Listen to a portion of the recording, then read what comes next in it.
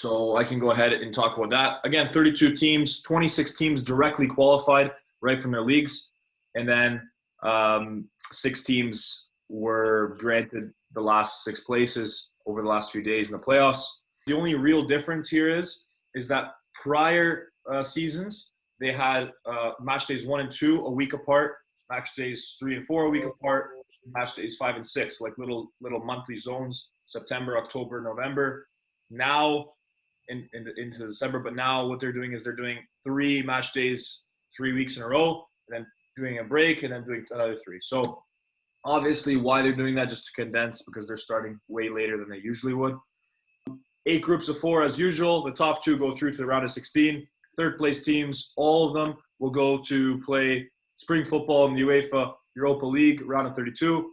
Fourth place teams finish their run in Europe for this year. That's pretty much it. Okay, Morgie, so now you can take us through to and show us the pots, who's in which pot, and how it works on that side.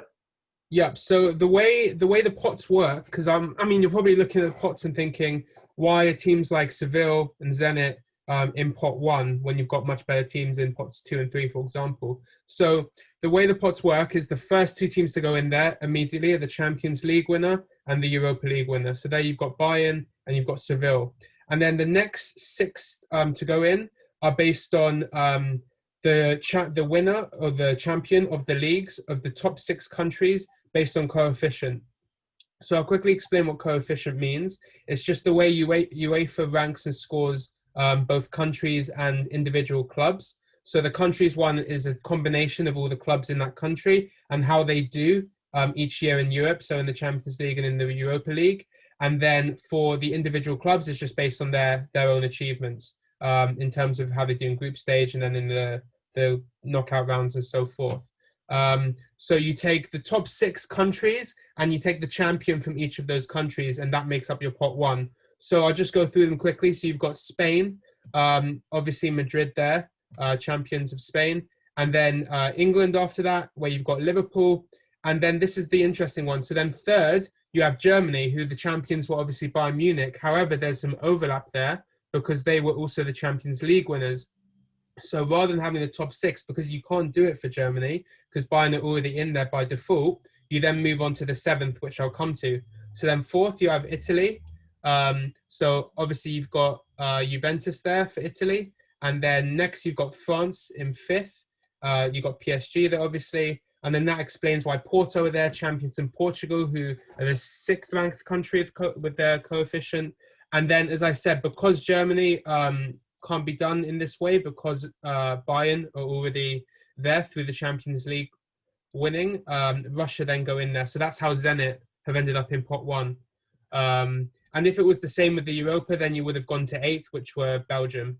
But that is not the case. Pots 2 through to 4 are just simply done by going through the club coefficients and just taking every club that is in the Champions League this year and just going all the way through the list until you fill pots 2 through to 4.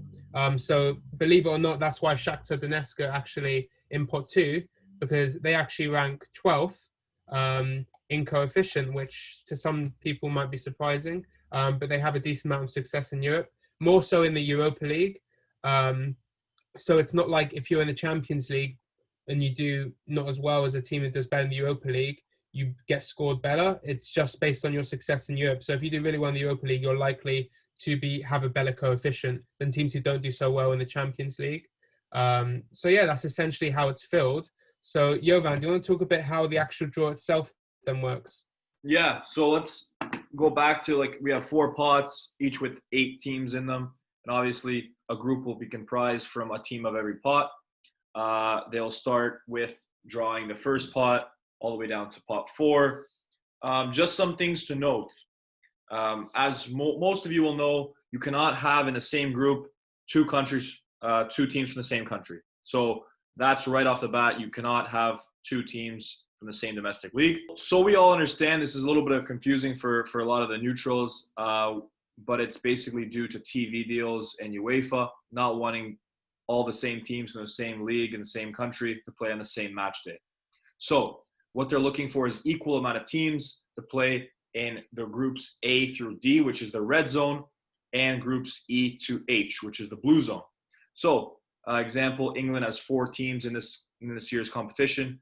The idea is they want 2 English teams to be in zones A through D, the red zone, and 2 English teams to be in the blue zone, E through H. So the idea is that applies to all countries that has more than one club in the competition. So if you look at Ukraine, that has 2 clubs in the competition, the same rule applies, where Shakhtar Donetsk, if they're drawn into the red zone, well, Dynamo Kiev only have 4 options, and that will be the blue zone, and the groups are E, F, G, and H.